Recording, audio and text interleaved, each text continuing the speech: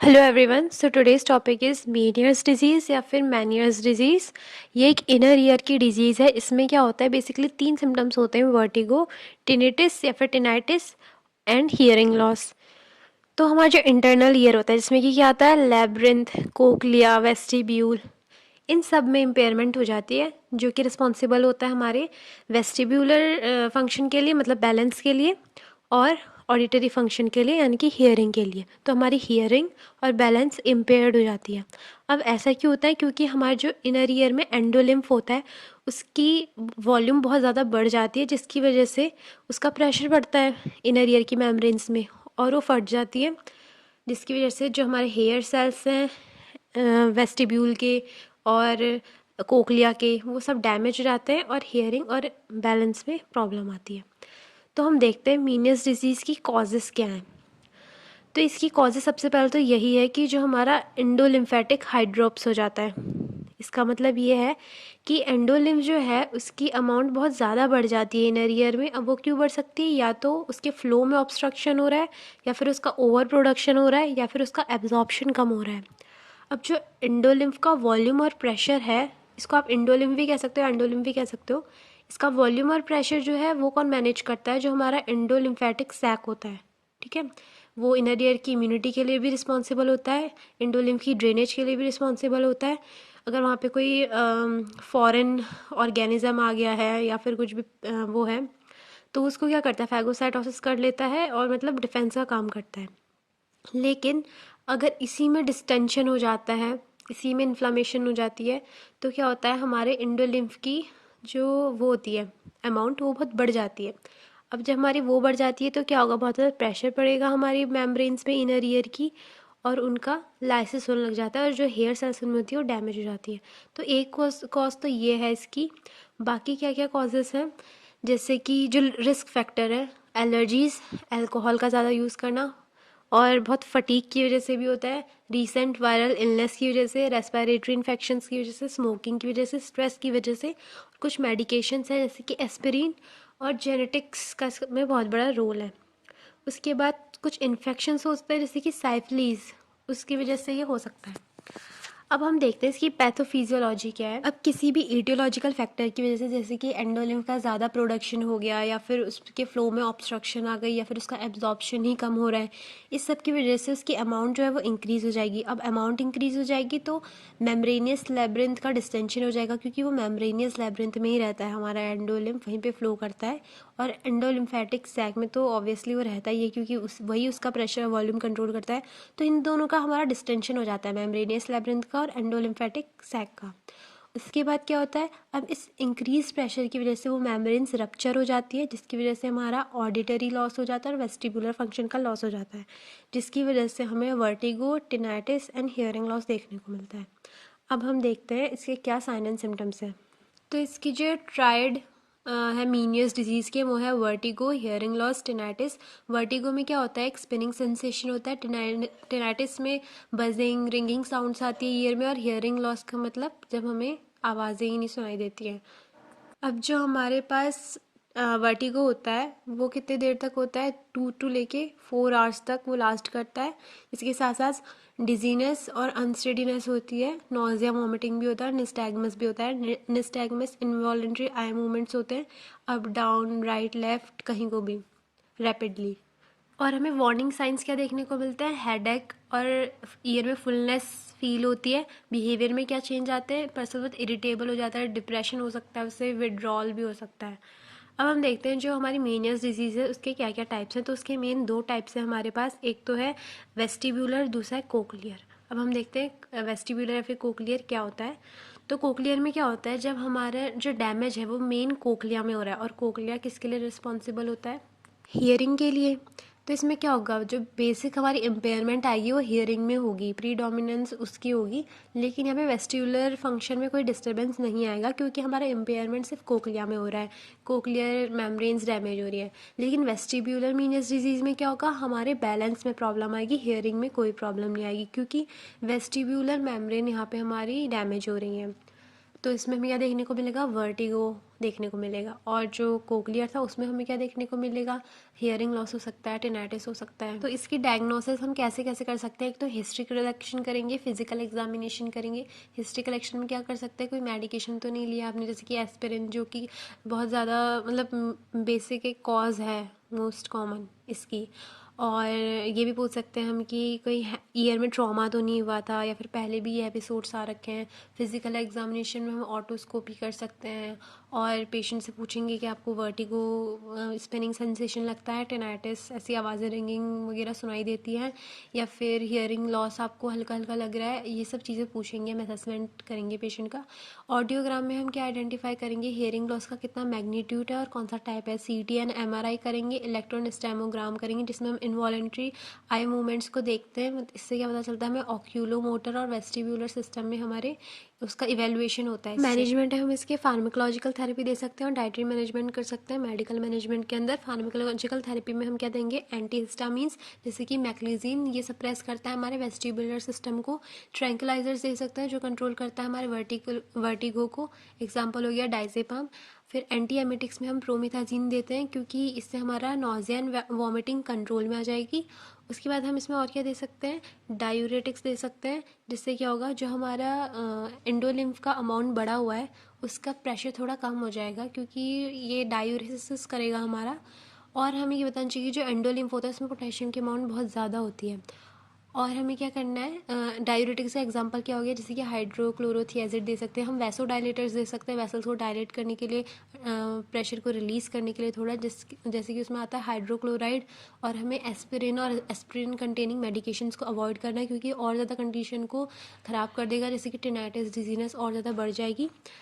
अब हम डाइट में क्या दे सकते हैं, पेशेंट को हमें सॉल्ट इंटेक बस लिमिट करना है क्योंकि ऑलरेडी उसका जो ईयर में प्रेशर है वो ज़्यादा है। और हम और सॉल्ट उसको इंटेक करवा देंगे तो वाटर की क्या टेंडेंसी होती है, वो सॉल्ट को फॉलो करता है, जहाँ पे ज़्यादा सॉल्ट होगा वहाँ पे ज़्यादा वाटर होगा, तो प्रेशर और ज़्यादा बढ़ जाएगा एंडोलिम्फ का, जिसकी वजह से क्या होगा और फर्दर प्रॉब्लम इंक्रीज़ हो जाएगी। हमें लो सोडियम डाइट में लेना कितना है, ठीक है, तो 1000 से लेके 1500 तक mg पर डे हम ले सकते हैं सोडियम। और नॉर्मल कितना होता है, 2300 mg से हमें कम सॉल्ट इंटेक करना होता है। अब हम देखते हैं एब्लेशन थेरेपी। एब्लेशन थेरेपी में क्या करते हैं, जो जेंटामाइसिन होता है ना, उसे हम टिम्पैनिक मेम्ब्रेन से या फिर ईयर ड्रम से हमारे इनर ईयर में इंजेक्ट करते हैं। अब वो जेंटामाइसिन क्या करती है, जो हमारी हियरिंग सेल्स होती है उसे डैमेज कर देती है, सॉरी, जो हमारी वेस्टिब्यूलर सेल्स होती हैं उन्हें डैमेज कर देती है। अब वेस्टिब्यूलर सेल्स को डैमेज कर देगी तो क्या होगा, हमारा बैलेंस सिस्टम काम नहीं करेगा, तो हमें क्या नहीं होगा, हमें वर्टिगो नहीं होगा, स्पिनिंग सेंसेशन नहीं होगा। मतलब आप यही सोच रहे होगे कि इससे तो हमारी वेस्टिबुलर सिस्टम ही ख़राब हो जा रहा है, वही डैमेज हो गया, लेकिन हमारा वर्टिगो हो क्यों रहा है, क्योंकि इम्बैलेंस हो रहा है ना। और अगर हम वेस्टिबुलर सिस्टम को शट डाउन कर देंगे तो ना रहेगा बास ना बजेगी बांसुरी वाला सीन हो जाएगा। और मेडिकल मैनेजमेंट हम क्या कर सकते हैं, वही है, सॉल्ट एंड शुगर को बहुत ज़्यादा लिमिटेड अमाउंट में लेना है, और हमें जो मील्स है वो रेगुलर इंटरवल्स में लेनी है, स्किप नहीं करनी है, क्योंकि अगर हम मील्स स्किप करते हैं तो हमारा जो फ्लूइड है ना, फ्लूइड लेवल है इनर ईयर में, उसमें इम्बैलेंस हो जाता है। और हमें कॉफ़ी, टी, सॉफ्ट ड्रिंक्स ये सब ज़्यादा नहीं ले रही है जिसमें भी कैफ़ीन होता है, क्योंकि ये डायूरेटिक इफेक्ट दिखाते हैं और ऑलरेडी हम डायूरेटिक्स ले रहे हैं तो बहुत ज़्यादा ही डायूरेसिस हो जाएगा, पेशेंट जो है वो हाइपोटेंशन में भी जा सकता है। उसके बाद हमें लिमिट करना है अल्कोहल का इंटेक, क्योंकि समहाउ जो अल्कोहल है वो इनर ईयर के फ्लूइड को इम्बैलेंस करता है, उसकी वॉल्यूम और कॉन्सेंट्रेशन में ऑल्ट्रेशन कर देता है। फिर हमें मोनोसोडियम ग्लूटामेट को अवॉइड करना है, इसकी वजह से जो सिम्टम्स होते हैं वो इंक्रीज हो जाते हैं। So now let's move on to the surgical management of Meniere's disease. तो सबसे पहले हमारे पास आता है इंडोलिम्फेटिक सैक डीकम्प्रेशन।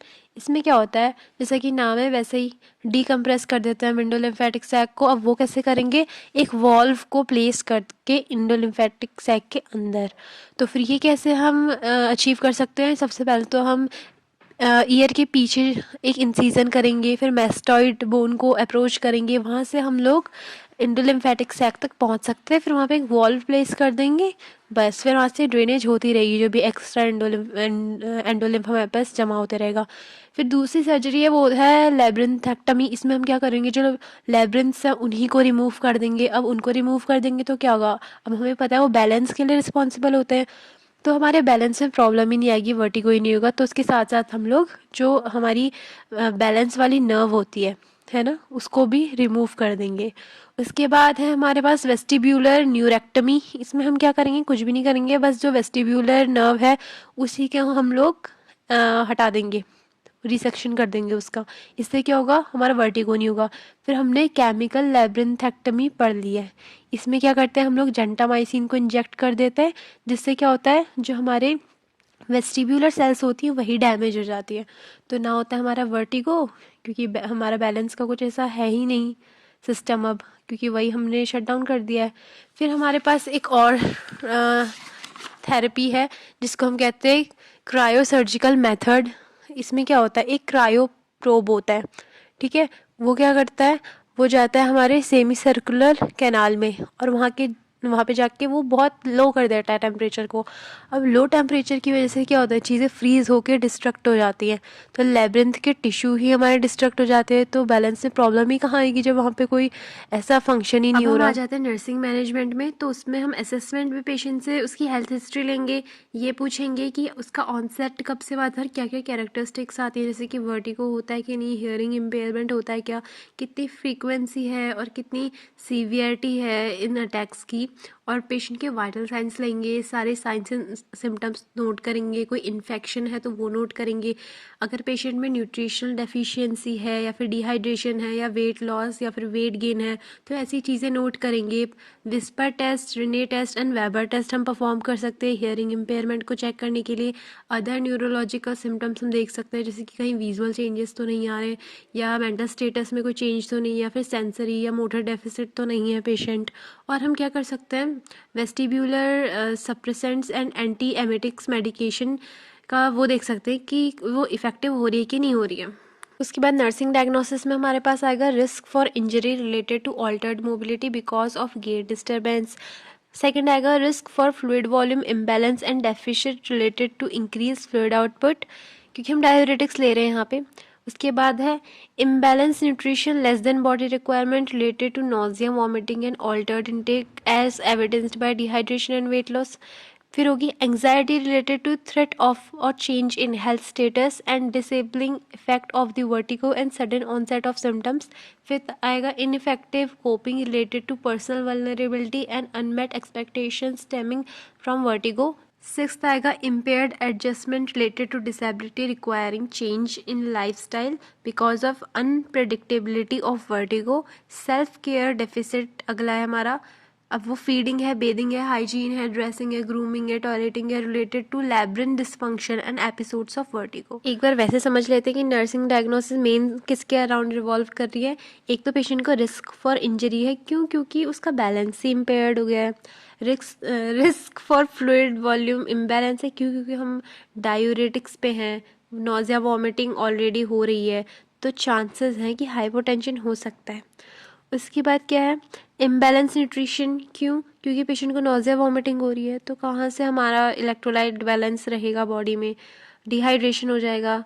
एंग्जाइटी होगी पेशेंट को, क्यों, क्योंकि उसको यही समझ नहीं आया कि मेरे साथ हो क्या रहा है, वर्टिगो हो रहा है, उसको समझ नहीं आएगा कि मेरे साथ ऐसा क्यों हो रहा है, मेरे साथ ही क्यों हो रहा है। पेशेंट का वर्टिगो से इतना अफेक्ट करेगा कि वो अपने डेली लिविंग एक्टिविटीज़ नहीं परफॉर्म कर पाएगा, जैसे फीडिंग, बेदिंग, हाइजीन, ड्रेसिंग, ये सारी चीज़ें। तो अब हम देखते हैं क्या क्या हम नर्सिंग इंटरवेंशंस लेंगे मीनियस डिजीज़ को ट्रीट करने के लिए। सबसे पहले तो हम ये असेस करेंगे कि पेशेंट को जो वर्टिगो के एपिसोड्स हैं वो कितने देर तक लास्ट कर रहे हैं और बेसिकली आ कब रहे हैं।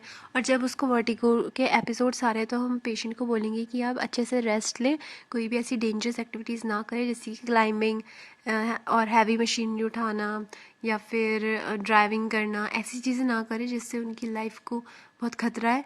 या फिर हम उनके इन्वायरमेंट में से ऐसी चीज़ें रिमूव कर देंगे, जैसे कि नाइफ़ या फिर कुछ भी ऐसी चीज़ जिससे अगर उनको इम्बैलेंस हुआ, वो गिर गए, तो उनको कहीं स्टैब ना हो जाए या फिर ऐसा कुछ मिसहैपनिंग ना हो जाए। उसके बाद हम क्या करेंगे, पेशेंट को एक वेल न्यूट्रिशियस डाइट देंगे, क्योंकि उसको ऑलरेडी वॉमिटिंग, नोजिया हो रहा है, तो क्या होगा, जो इलेक्ट्रोलाइट इम्बैलेंस है वो होगा, प्लस हम उसको डायूरेटिक्स दे रहे हैं ईयर में जो इंक्रीज फ्लूइड का प्रेशर वो कम करने के लिए, तो ऑलरेडी पेशेंट को वॉमिटिंग हो रही है, उसका फ्लूइड लॉस हो रहा है डायूरेसिस से, तो क्या होगा, पेशेंट हाइपोटेंशन में जा सकता है, इलेक्ट्रोलाइट इम्बैलेंस हो सकता है, तो हम प्लेंटी ऑफ फ्लूइड्स देंगे और वेल न्यूट्रिशियस डाइट देंगे। डाइट में हमें ये ध्यान रखना है कि हमें सॉल्ट और शुगर कम देनी है, क्योंकि सॉल्ट हमारा वाटर रिटेंशन करेगा, जिसकी वजह से कंडीशन ख़राब हो जाएगी। हमें कैफ़ीन, ऐसी चीज़ें, बेवरेजेस नहीं देने जिसमें बहुत ज़्यादा कैफ़ीन होता है, जैसे कि कॉफ़ी, टी, कोल्ड ड्रिंक्स, ऐसी चीज़ें नहीं देनी है। प्लस हमें क्या करना है, एस्पिरिन और एस्पिरिन कंटेनिंग मेडिकेशंस हमें पेशेंट को नहीं देनी है। पेशेंट से बोलना है कि आप अच्छे से एक्सरसाइज करें, और अल्कोहल, टोबैको, ऐसी चीज़ें भी नहीं लेनी है पेशेंट को। और क्या करना है, हमें पेशेंट का intake and output chart maintain करना है, वेट रेगुलरली मेज़र करना है, मेडिकेशंस एडमिनिस्टर करनी है, डायूरेटिक्स, एंटीहिस्टामीन्स, जो भी हमने मेडिकेशन अभी पढ़ी थी। और क्या करना है, हमें पेशेंट की एंग्जाइटी को रिलीव करना है, पेशेंट की एंग्जाइटी को। अब हम वो कैसे करेंगे, पेशेंट को उसकी डिजीज़ कंडीशन के बारे में फुल एक्सप्लेनेशन देंगे, ये बताएंगे कि हाँ ये ट्रीटेबल है, आपको ये मेडिकेशन लेनी है, फुल मेडिकेशन रेजिमेंट बताएंगे हम पेशेंट को। और हम पेशेंट को हियरिंग एड्स के बारे में नॉलेज देंगे कि आप वो भी यूज़ कर सकते हैं अगर आपको सीवियर हियरिंग लॉस है। या फिर आप स्ट्रेस रिडक्शन टेक्निक्स क्या होती है, जैसे कि deep breathing, talking, asking questions, distraction, ये सारी चीज़ें हम पेशेंट को बताएंगे कि वो ये कर सकते हैं ताकि उनको अपनी एंग्जाइटी में रिलीफ मिले। So that's all for today. Okay, bye.